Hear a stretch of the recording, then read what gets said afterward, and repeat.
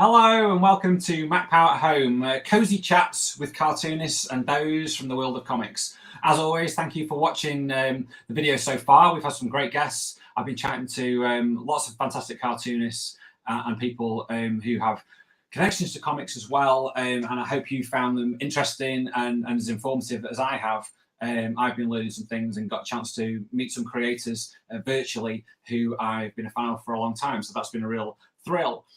As always, if you we are supported by Macclesfield Town Council, so thank you very much for that. And also, if you're watching this and you're not watching this live and you're watching it afterwards on catch up or watching it again, hello to you. Thank you for watching.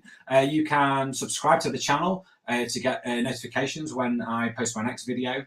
And yeah, please feel free if you're watching live to post any comments or questions in the comment section. And if I deem them worthy, I will flash them on the screen. I have a bag of tricks at my disposal and no expense spared. So without further ado, because we're running a tiny little bit late, but I'm sure that you will forgive us for that. We've just been having a little chat prior to the main chat. Today, my guests are two people. Yes, two cartoonists, which is very exciting.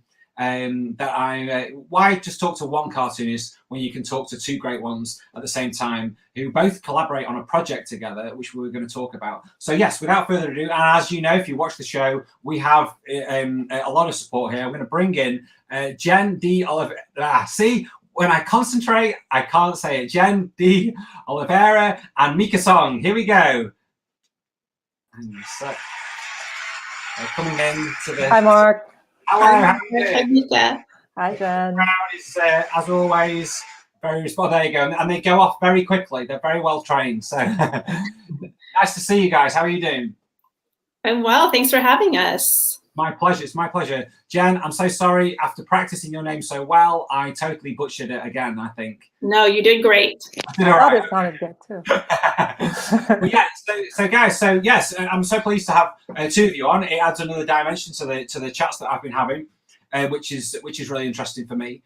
And also to be able to sort of have, hopefully we have our little chat now and have a little bit of back and forth between the three of us. And I'm really interested to sort of talk to you guys. I discovered you guys, I think I knew of both of your work, maybe more visually than I knew a name to associate to it. But I've sort of connected that up when I discovered a thing called the Sunday Ha Ha, which is this fantastic online weekly comic, isn't it? And I'm going to hand it over to, now you guys are going to have to decide who wants to answer. So I'm going to say, which of Jen or Mika, who would like to sort of give everybody a bit of an idea of what the Sunday Ha Ha is and all about? Yeah, I think the seed started with Mika. So Mika, why don't you go ahead and introduce it? Okay, well, so Sunday Ha Ha it started out as a newsletter for kids, families, and just people young at heart. And it's comics made by kidlit artists. So I wanted, during the pandemic, at the beginning of the pandemic, I wanted to share comics with kids. And I usually would do that through like after school classes that I was running. And really, other than that, just going to like readings and doing readings and things like that, or school visits. So I was really worried about making sure that I could still make something and make sure that the people I want to see it will be able to see it. So I was trying to find something online where I could, put some stuff up in, like like there's web comics, obviously, and platforms for that. So, yeah. So then I immediately thought of Jen because we were already talking about, we were already like trading comics. How did we find each other? I've been following Mika's work for quite a while, actually. And then through Instagram, right?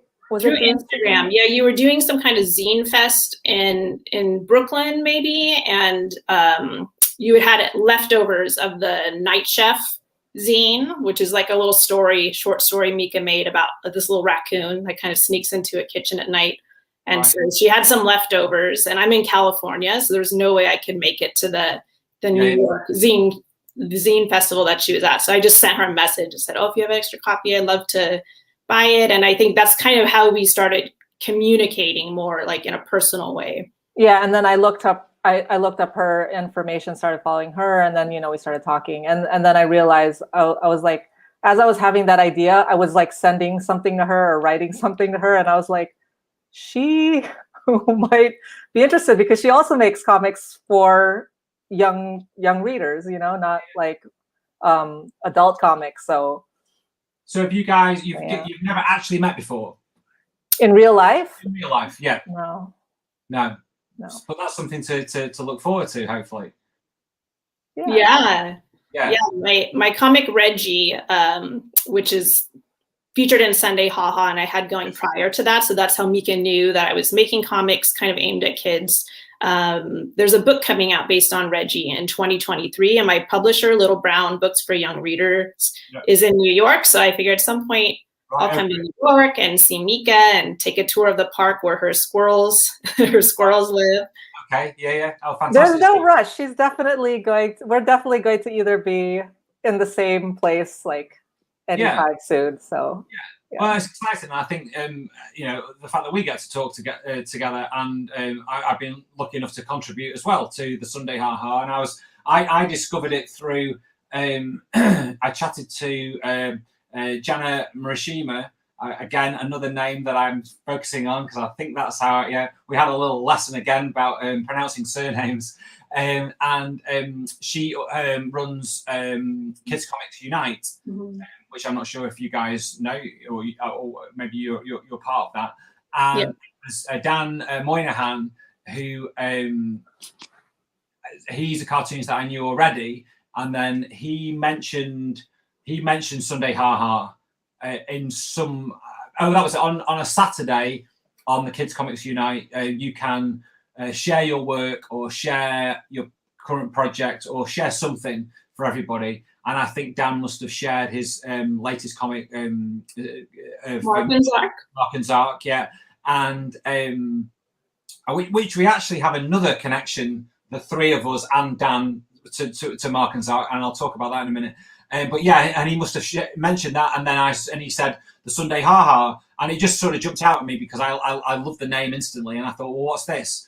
I'm always have my eyes and ears open for new opportunities and new places to sort of share your comics, and so I connected with you that way, and so that was great to sort of. I find it really accessible, and I think it's what I love about it is you've tapped into the old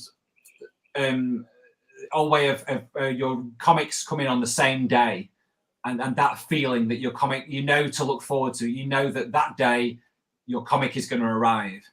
Yeah, that's been nice. I mean, we've had some feedback from families and parents, and they say, oh, we look forward every Sunday. It's the first thing we do is open our email, and it's nice because I know a lot of people grew up with that tradition of reading the funny pages with a grown up, and so it's nice to kind of to carry that on. And I think what you said about accessibility was a big thing when Mika and I were starting Sunday Haha. Is there's sites like Tapas and things that are more geared for adult subscribers. So you're thinking like, how do we safely get the content to kids and families? And I was stumped. I didn't know. I've been using Instagram really to show my comics, which still is probably not reaching a lot of kids. Yes. And so Mika had a great idea of like having an e-newsletter so it could come to people's inboxes, which was really great. And we wanted it accessible to all kids. So that's why it's a free service. And especially during the pandemic when schools were like physically shutting down their buildings and libraries were closed, we were worried that kids didn't have a lot of access to reading or books and comics. And we thought that was a good way to, during that time, to get them reading content and also just give them something that's like pleasant and fun and comforting at a really kind of uncertain time. Because this was back when we were starting to talk about it late March, April of 2020. And I think the first issue came out the first Sunday of May. So. Right. See, I did a similar thing because I think like yourselves, maybe you work that you were doing for publications maybe got put on hold, and obviously events suddenly stopped, but you still, hopefully you'd still be fortunate enough to still be generating ideas and have that. You can't just stop being creative, can you? Just because the world tells you that, well, we've got to think about this now, instead of, don't be drawing your comics and stuff like that. But that was still there in my head, and suddenly realized that I saw a lot of people sort of, particularly in the States, you seem to be about a couple of weeks ahead of the UK in terms of when you lock down. I don't think either of our countries locked down quite as quickly as we should have done, but let's not get political. But I think you guys were a couple of weeks ahead, and what that afforded me the chance to do was to see what a lot of people are doing in the States. There's a cartoonist called Joe Voz, who I met in 2019 when I came over to America, and he started doing a YouTube show, a YouTube drawing show, and that made me think, well, maybe I could do that and tap into the audience that I've got, and so that inspired me. And then I started doing a webcomic, and it was just a case of getting your stuff out there, isn't it? And finding ways to do it rather than just sort of go, well, this is no good, I'm just going to have a bit of a sulk about things. I'm just going to, what can I do? And so you guys used the resources that were to hand. And I think it's great that you have done that. I think it's, getting comics to children is tricky sometimes. So good on you for doing that. It can be tricky. And I know the tough thing for Mika and I, we say, like, we both, are part of the Kidlit world community. And I love reading kids comics as well. So I follow a lot of, cartoonists. And the hard thing is finding people that make comic strips for young readers. There's so many, you're hearing about so many great books that are out or coming out that are early reader graphic novels or middle grade graphic novels. But the hard thing is finding those strips. And part of Sunday Haha being free means that anyone involved in it is volunteering their time. And that's a hard thing too, that we're not compensating in a financial way our artists. So it's really a labor of love from anyone involved. And especially when we were kind of getting it started, we wanted to get it going as quickly as possible, knowing that, the pandemic's underway. It was just such a confusing time, I think, for everybody. No one knew, because I'm also a primary teacher. Right. So I was kind of experiencing, and Mika's a mom, so, her kids suddenly, like, not in school, or the kids around her. So I think a lot of people were also kind of seeing, like, through their kids what's going on. And I know when our school closed, we were told, maybe 2 to 3 weeks. And then that time frame kept expanding and ended up being until summer vacation. And then for my school, it was actually the entirety of last school year as well. So a lot of kids, it was kind of this uncertain time, and we wanted to get these comics out as soon as we could to the kids. So we basically were searching for people that we knew had content ready to go. So like Aaron Nell Steinke, who's the Mr. Wolves class author, I knew that he had a bunch of strips on his Tumblr. So I reached out to him, and Lark Pien, who's a really great artist and colorist. She's had Longtail Kitty for a while. So we were kind of, Mika and I were kind of pulling our resources, like reaching out to people who maybe have something that's ready to share that we could use immediately. Yeah, and I think it was, it's just nice to see the sort of the range of styles. And like you say, it hadn't really registered with me that, of course, that there aren't a lot of all ages comic strips that are, primarily, strips that are made for children. So it is a different kind of thing, isn't it? And I think that the trick to doing a comic strip is there's a real knack to sort of summing something up in 4 panels, isn't there? Mm-hmm. Yeah, I mean, but I think it's a fun thing to try to do. It's a great practice. I'm pretty new to it.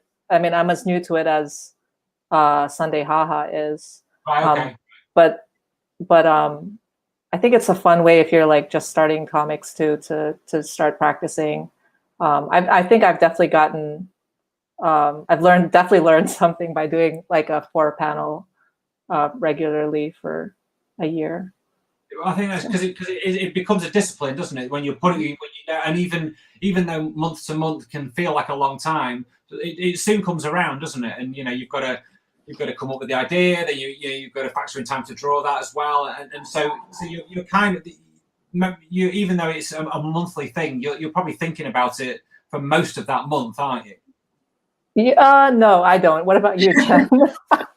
Mika's so good at being spontaneous. Like I would send her my strips, and she'd say, "Oh yeah, I need to like the issue." I sent it to her maybe it's Thursday. Like, sorry, I'm a little behind. The issue's slated for Sunday. She's like, it's Friday morning. She's like, yeah, I'm gonna make mine today. So Mika's really good under pressure, and I mean, her art style is just so like beautiful and organic and minimalistic that I think she's able to create these minimalistic is the key word there. Yeah.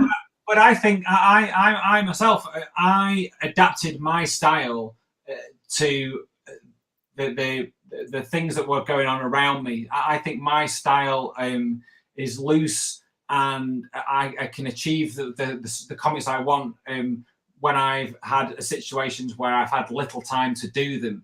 Yeah. So I think my style has definitely developed with the fact that I have children and work from home. And so it's amazing what you can achieve in small spaces of time, and I think so my style's definitely adapted to that, and I think that's quite a fun thing to sort of experiment kind of with of making comics under kind of pressure like that, and giving yourself kind of deadlines, even when, and obviously with this people have signed up to the newsletter, and so you have made a commitment to them. They've not paid anything, so but even though they haven't paid, you've got a responsibility. You've said you're going to have this out every Sunday. It's not just called the whenever we feel like it, haha. Every other Sunday, haha. Yeah, it's the Sunday, haha. So people know this is happening on a Sunday, and so so you're still getting that discipline of doing them. And I think I have to be honest. When I did mine, I think I did all mine. I can't think what I think I had to have them ready for the Friday, and I think I did all 4 of mine on the Monday and the Tuesday. So really great. Yeah. Mutz. Do you have? Yes. Yeah. So he's syndicated, obviously, and a genius, obviously. But he does all his comics he does it every single day. Right. Yes. He has a comic every single day in the newspaper.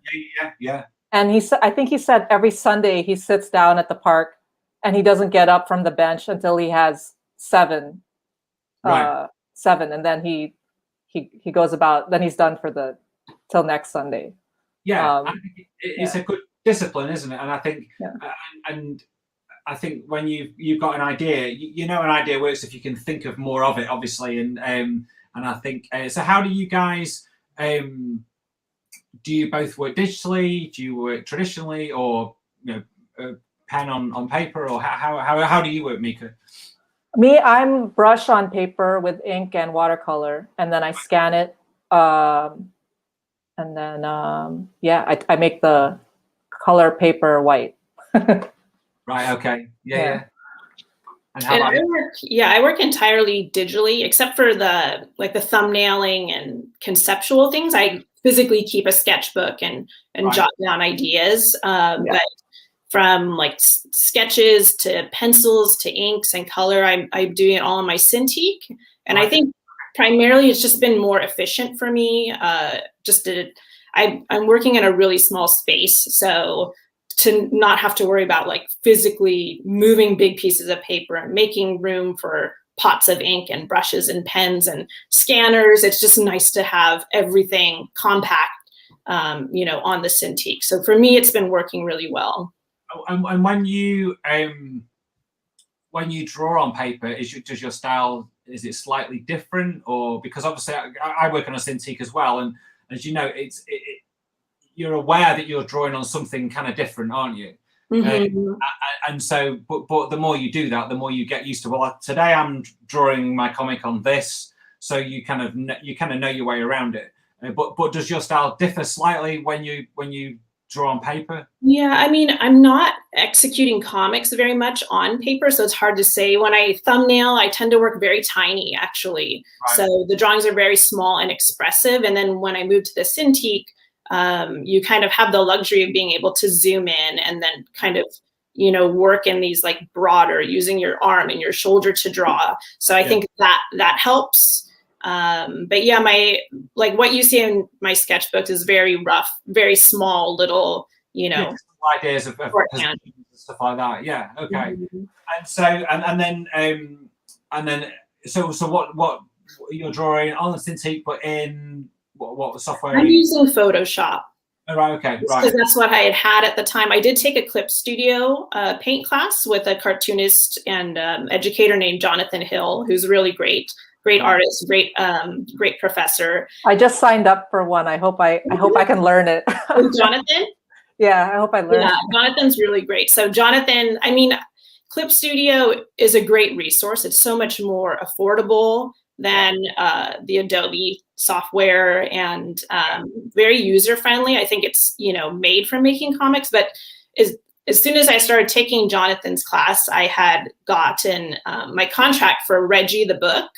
So I was kind of learning these things, but not ready. Now that I have to transition from making these 4-panel strips into an actual 80-page book, I was not. That was already a new undertaking that I didn't want to jump software ships as well. So I'm still working on Photoshop just because I'm familiar with the settings and controls. But a lot of the strategies I learned from Jonathan for Clip Studio, I just kind of use in Photoshop. How And so you mentioned your book is out in 2023, which seems like a long time away, but it will come around quickly, I suppose. But do you have a title already, Jen? Right now it's just called Reggie. Reggie. Yeah. So the Kid Penguin? No, Kid Penguin. I don't know. I haven't got to designing the cover. I asked because I'm very much not a procrastinator. I get very nervous and anxious. So I've been trying to keep ahead of deadline the whole time. And my designer, Dave Kaplan, has been really great to work with. So I asked him, you know, when do I need to start thinking about a cover? Because I'm almost done with inks at this point.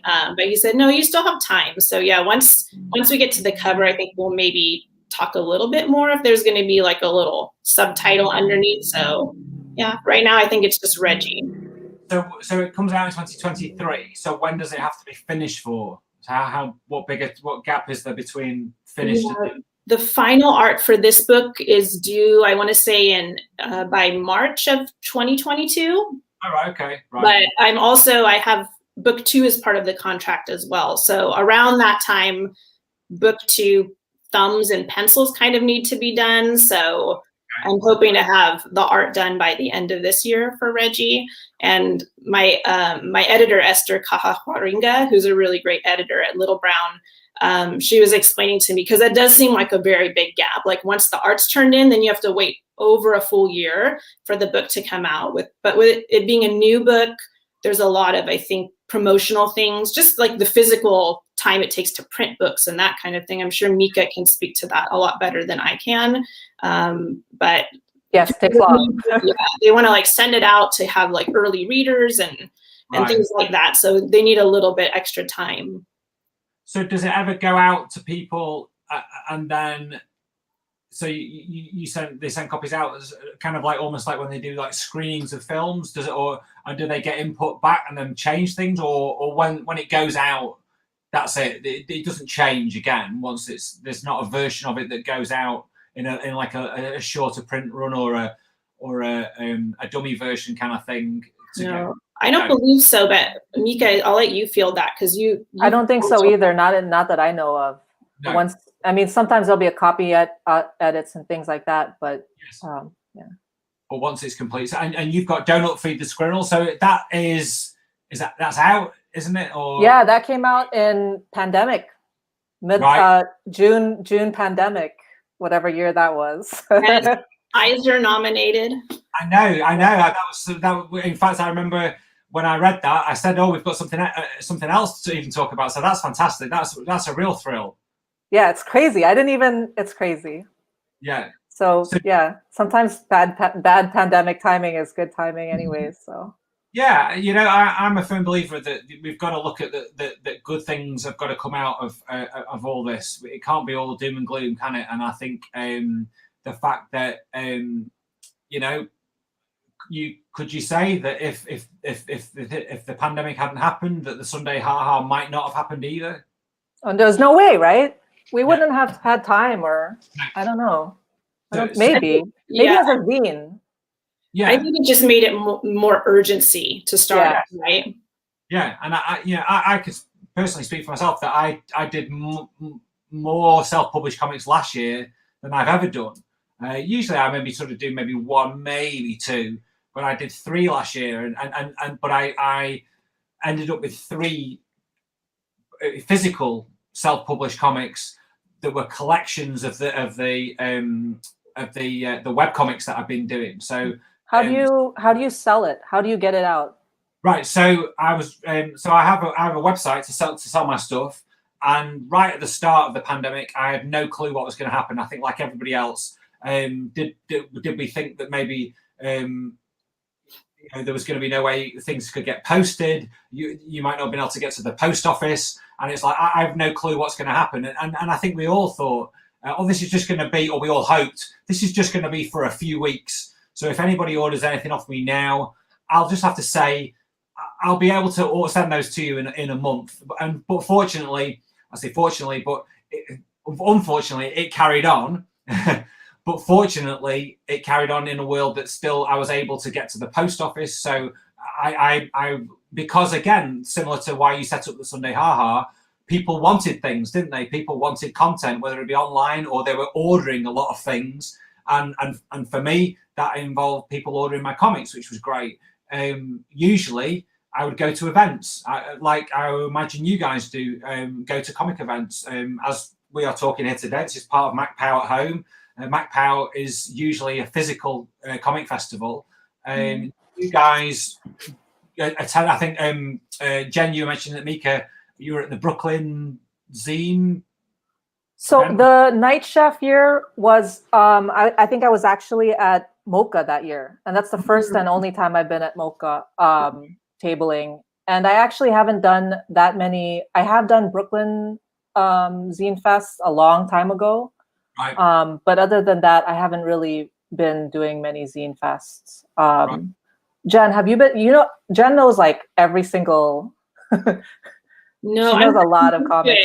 And like you, Mark, it was March that my first, like being a vendor, I don't know what you call it, like when you're there selling your comics. My first one, not as just like someone attending and swapping comics, was slated for early March, and then it got shut down because of the pandemic. But it's a really nice one I had attended the year prior. It's the Peninsula Libraries Comics Art Fest, and it's through this San Mateo County like library system, which is an area slightly south of San Francisco, but it's run and hosted through these branches of libraries, and they do these really wonderful, like kind of how you're doing, like bringing guest speakers, guest cartoonists, and have these different events where like kids can come and make comics. So that one I was really excited to participate in because it was literally set in a library, so it was very kid friendly. For your Macc-Pow, like, do you have kids that attend and families? Yeah, so it's so the sort of the way that I kind of set it up was that I fortunately people kind of know that in my town, it's a smaller town, that I am the guy that makes the comics. And there are other people in my town, I'm sure, who make comics, and I've met some youngsters who have come to me at various different events and said, oh, I'd like to show you the comic that I'm making.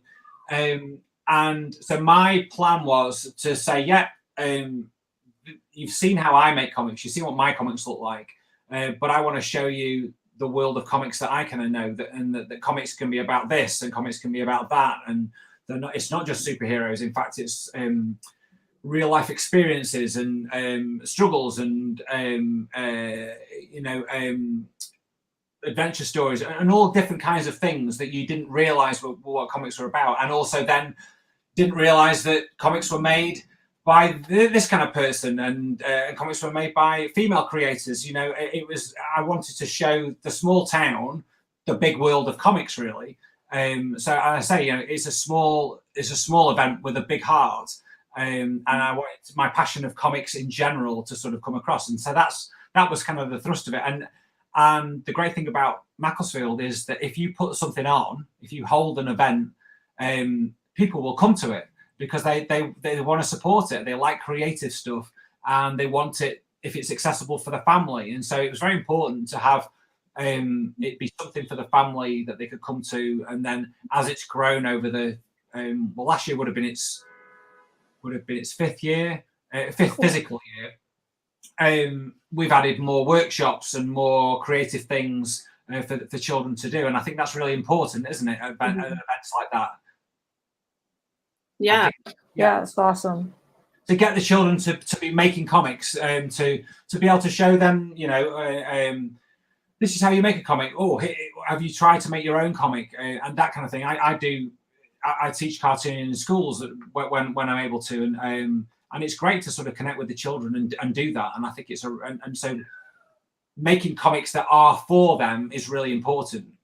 Yeah, and I think just having them be a part of it really humanizes it, right? I mean, you walk through a bookstore or a library and there's these books and they're like relics, like, wow, how did they get here? Like, maybe I can do that one day. But I think that's really the charm and kind of the importance of having zine fest and comics fest like that is kids can see, or like adults like myself, you can see like that's traditional publishing isn't the end all, for everyone. There's different routes and different kinds of comics. So I think those zine fests are so important because you see the variety of comics makers and the types of comics, and you can show kids like, you can literally make like an 8-page little comic out of a single piece of paper and fold it. And I think that empowers them, right? To think like, oh, I don't have to be a grown-up. I don't have to wait.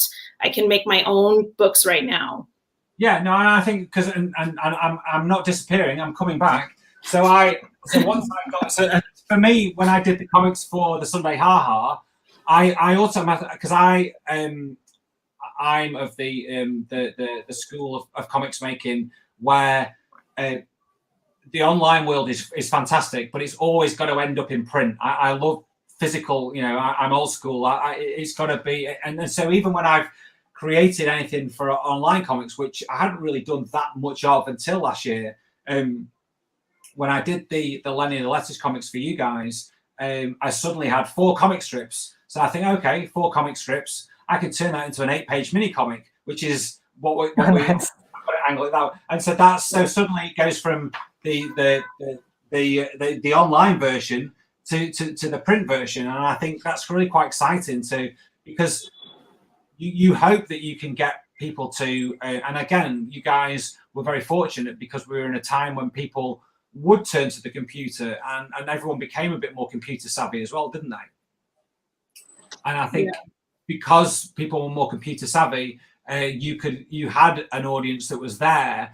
Whereas sometimes if you were trying to talk about a webcomic in the other world, trying to get people to get a child in front of a computer to sit and read a comic was a little bit difficult.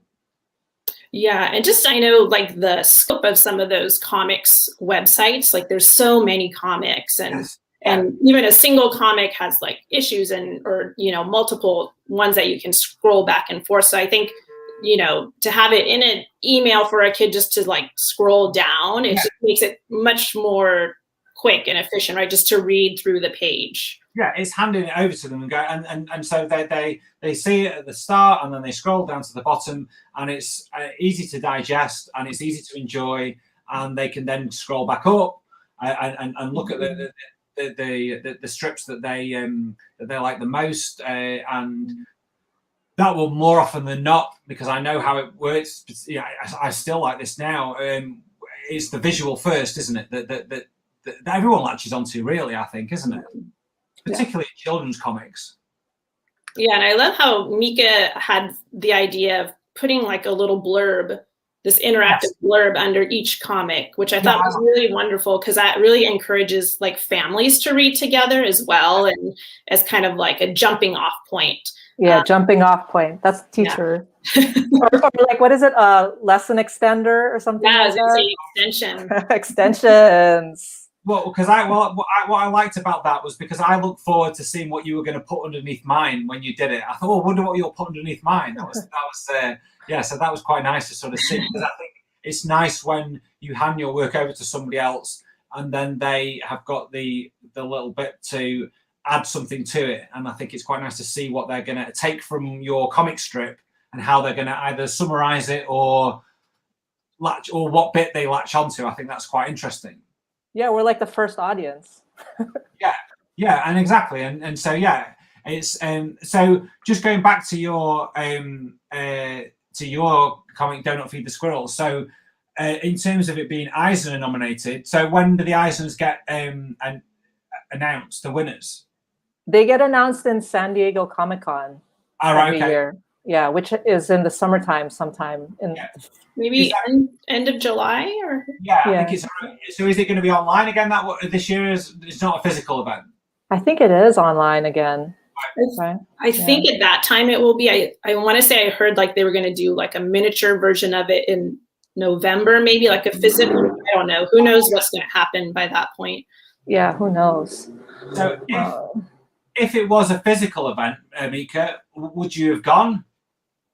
I don't know. I mean, I know that if you win, they definitely, like send you, your publisher will send you, because it's, they're very proud and it's very good publicity.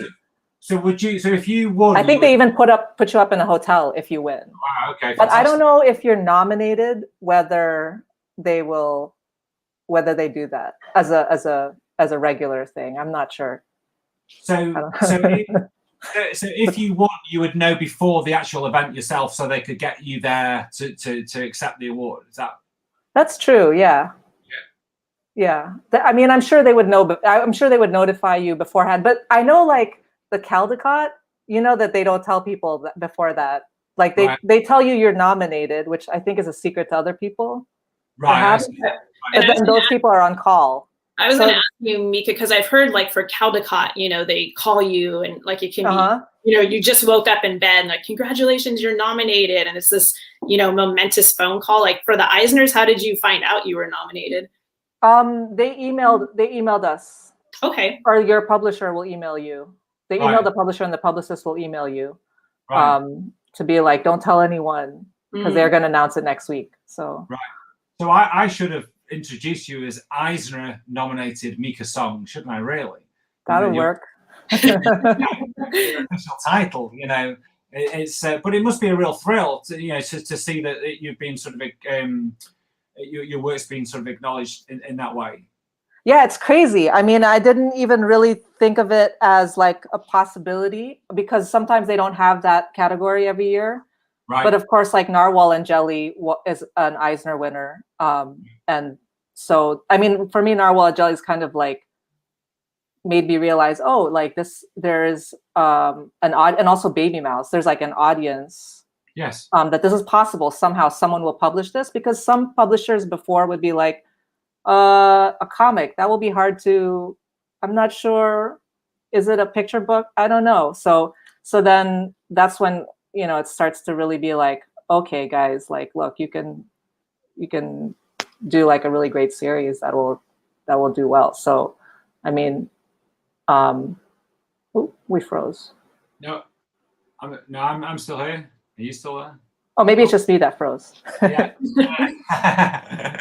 But so have you got, like with Jen, Jen's got a 2-book deal. Is there more to come from you in the is there a series? Me or Mika's Squirrels? Mika. Wait, so your guys' faces are frozen, but I heard the question, but it was choppy, and that is it a 2-book series? Yeah, or are there more books? Are you doing more with the characters? Yes, I'm gonna. So Apple of My Pie just came out, and then I'm working on the 3rd book, which is called. Oh, getting a little bit of feed in. Are you still there, Jen? You're still there? I'm here. Yeah, Mika froze. I do know. I've chatted with Mika, so I do know there's a 3rd Squirrels book. I don't know what the title is, or if I'm allowed to say what it is, but I do believe it revolves around squirrels and mischief and food. what I might do is so we're gonna I'll take Mika out and then see if she comes back. Let's see whether, and so maybe she'll come back and join us. It's our first.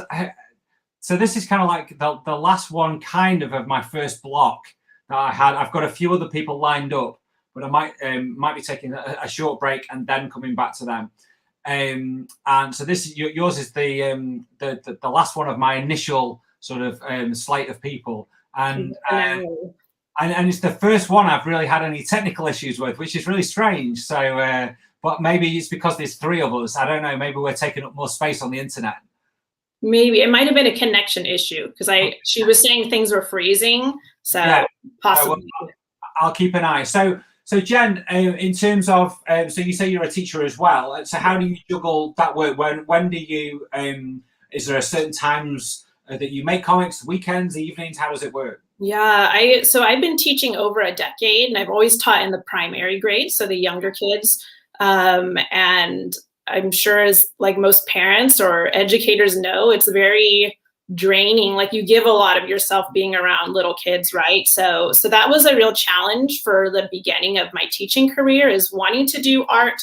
But then by the time I get home from teaching, I'm just so tired and just creatively zapped that I don't have the energy to create.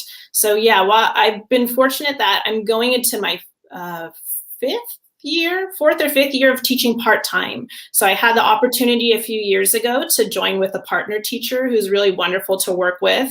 And so she and I split the week. So last year I was a 50% teacher. Is Mika back? Hello. Hi, Mika. Now I'm on my phone, guys. Sorry. Flip it the other way, Mika. There you go. No. There you go. Let me. Yeah, fantastic.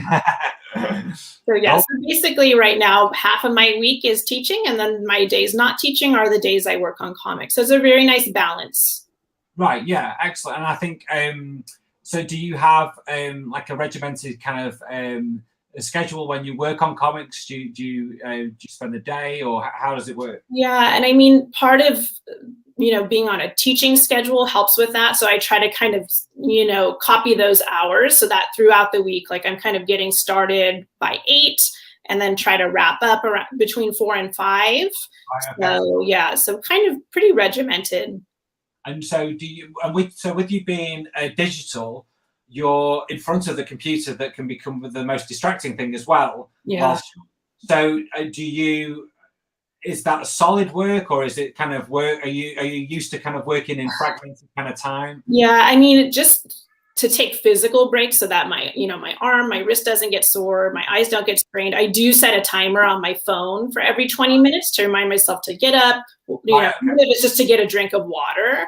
But yeah, that's probably a problem to have the timer on my phone, because then when you turn off the timer, you're kind of tempted to check. Yeah. Your email or social media. So yeah, so definitely that 8 to 4-ish block is broken up. Because that's just life, isn't it? And I think, and even you, Mika, who you're working sort of in the traditional sense, it's not just literally. What kind of time do you kind of keep? What time of day do you start, and what time of you've got young children? Is that right? Yeah, I have a young daughter, but I work in the morning. And then, I work in the morning and kind of here and there throughout the day. So yeah, I just work. This is my work desk, actually. Right, okay. And then the computer's on the other side. So it's just my computer. And that's it. This is my bedroom. So I work in the bedroom. My kids in the other room. My husband's in the living room. But I think it's pretty easy. Yeah, and I've said this to a few of the cartoonists, that what I love about the whole thing of making comics is that no matter who you are and what status you are in the comics world, whether you're up and coming or an Eisner-nominated cartoonist, or you're Jack Kirby's and Steve Ditko's of the world, it all boils down to you're just one person in a room on your own, aren't you? I don't think there are some people who work in studio spaces with other creators, but I think even those people have probably got headphones on, haven't they, when it's actually time to work. And so it is a very isolated kind of job, isn't it? Yes. Yeah. Yeah, and I think, but that isolation. So, do you feel that because it's isolated, that the pressure's on you to come up with everything, or do you then go out into the world to get ideas as well? Well, I mean, I'm sure, Jen, from working, right, you get a lot of you get a lot of stimulation from being around your students all day and other administrators and stuff like that, teachers. It also kind of helps break up that, for me, that monotony of, like you said, because now I'm on summer break, so I've increased the amount of days I'm working on comics. Right. Okay. And now I can physically feel a difference, that like, oh wow, it's just me sitting here day after day, and it can feel a little bit routine. Yeah, and you get into a zone, don't you, when you're making a comic, you're doing a page, and then by the time you get to the end of that page, I've got this great page, it's done, and then you then have a blank piece of paper, and you've got to do it all over again, haven't you? Yeah. And it is very monotonous, isn't it? And it's the thing that we love to do. It's the thing that any cartoonist aspires to do, to be making comics, and then be fortunate enough to either be self-publishing and have an audience that are buying those self-published comics, or have a publisher that's going to put those out for you. I think that's what we all aspire to having that. But when you suddenly get it, then the pressure is on, isn't it? Yeah. Go ahead. Go Mika. ahead, Jen. No, I was just going to say, because for me, kind of starting out with the comic strip and now transitioning using those same characters in a book, it's a very different kind of thing, where part of the reason that I started the strip was to feel like I had something to show, right? Because if you're working on this book, or if you're working on dummies or things that not a lot of people are able to see, yes, it can feel a little bit like, okay, like I am working hard, but I don't really have something, like you feel like you don't have something to show for it. So I do think that's one thing that's really fun about making comic strips, whether you're doing it weekly or, a couple times a month, is you can sit, create something, it's finished, and then put it out there for people to enjoy. And it's kind of more of like an immediate, feedback you get. That's something that I really like about doing them. I'm fortunate. I do a monthly comic strip for a newspaper. Interestingly enough, a newspaper that's in Brooklyn, in the Red Hook. Is Red Hook a district or an area? I don't know how neighborhood.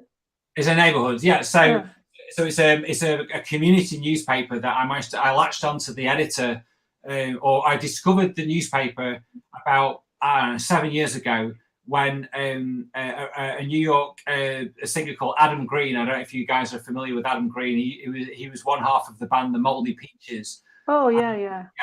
And he posted on his Instagram a picture of him holding the newspaper, and me being a guy in the UK who so much of what I love has come out of New York, whether it be music or cartoonists and stuff like that. And I just instantly thought that must be a cool newspaper, It's a Brooklyn, the Red Hook Star Review. It's got to be a cool newspaper. So I contacted the editor and just said, I'm a cartoonist in the UK. I've sort of, would you be interested in running any comics? I don't know if you have comics in there. Anyway, he allowed me, like you guys. It was a contribution at that point. It was a new newspaper. He had no budget. He said, I'll happily run stuff if you've got it. And if the paper continues, then maybe at some point it would be a paying thing. But I saw an opportunity, like the cartoonists that have worked with you guys, that you see these opportunities, don't you? And I think you've got to spot the good opportunities, haven't you, in comics, to make them turn into something that could become part of your job. Is that something that you think is true? Oh yeah, definitely. Yeah, I think it's and because I think that with the Sunday Ha Ha, it just jumped out. I love the name. The name was great, and it just captured exactly what it was that you were trying to do. And so getting a chance to see your comics in and amongst other creators, and then I've gone on to discover some new creators, because of that, it builds like a little online community for the cartoonists themselves, doesn't it, as well? Yeah, we kind of have like our own little Sunday haha family. It's been very nice. And especially during that pandemic when everything was shut down, and Yes. we would, you know, sometimes hold little intermittent Zoom meetings to chat with each other. So it was nice. And that's one thing that my hope for Sunday haha is just to not just have a variety of comics for kids to read and see different styles of comics and different content, but to have a variety of creators also. So we have some maybe like very well-known or well-established creators, or maybe people who are doing really wonderful work that you've just never seen because of whatever circumstance, or people who are maybe new to comics, or like one of my favorites who we have right now is Izzy Boyce Blanchard, who makes the Sleep Late comic with the little rat.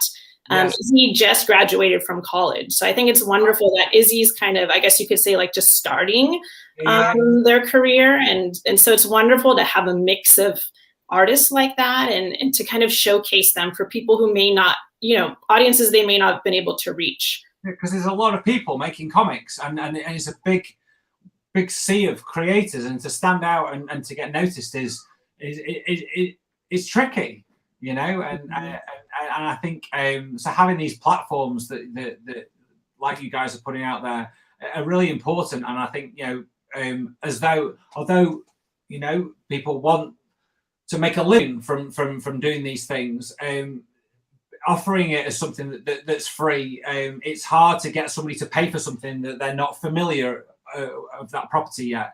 And the trouble is, if you put a paywall on it straight away, then you maybe are going to limit how many people you get. And when you start out, you want people to you want more, the most people you can get, don't you, to look at these comics? Yeah, and that's it is an interesting thing to think about. I haven't really thought about it that hard. We have, but I'm not really sure. I don't know. I'm trying to think of exactly what our goal is next. Well, I think besides survive the pandemic and entertain ourselves. Yeah. You know, especially just bring kids, and so it is. Jen, I think you're breaking up a little bit, Jen. Yeah. She's frozen now. Oh, she's frozen. So this seems to be a recurring theme for our little chat here. So yeah. I'll just take Jen out, and maybe she'll come back so we can have a little quick chat. Maybe she'll be on her phone now. She'll maybe on her phone, yeah, and then I'll go on my phone, and then it'll all kind of go like that. Yeah, well, we're going to wrap it up in a minute anyway, Mika, because I know you guys I'm sure you've got some work to do. Have you got plans? Do you think at some point maybe the Sunday haha might become a print thing, or have you not thought past the way it is currently? I think if there was a good like a fun reason that it would be great for kids to get it that way, and like an opportunity arose that we would do that, Yes. I would be totally into it. Maybe in conjunction with, like, if we have workshops again in festivals or something like that, that'd be something to do. But on our own, no, not really. Not yet. Have you heard of the there's I latched on to somebody called Hey Kids Comics. Have you seen that? That's somewhere in Brooklyn. I'm sure it's in Brooklyn, and it's a guy who him and his son set up a little table of comics that he's discovered that he wants to basically get out there, and he sets it up in a little park. Yeah, in Greenpoint. I just found out about them through Instagram, and I biked by last weekend, but I think I just missed them because I couldn't find them. Oh, there's Jen. There's Jen. Hello, Jen. Oh, I'm back. You're back. Yeah, no, we were just talking about whether Sunday haha would ever be in print. Yeah, I mean, we actually had an email inquiry about that. Right. But I think it's one of those things where this is something that Mika and I have been kind of doing on the side.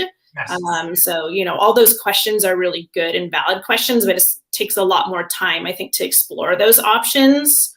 And then of course, like the finances behind it. And I think, which is what I was saying before I froze, is like the goal initially was to just bring comics to kids. So then we get to that tricky spot. If we ask people to pay for it, then, are there kids who really enjoy it, who start missing out on it? And I think that's where it starts to get a little bit tough. Yeah, because people like free stuff, don't they? And I think, but that's the real trick as to whether you can, you've built the audience up enough to say to people, hey, well, listen, if you like this, maybe you could contribute.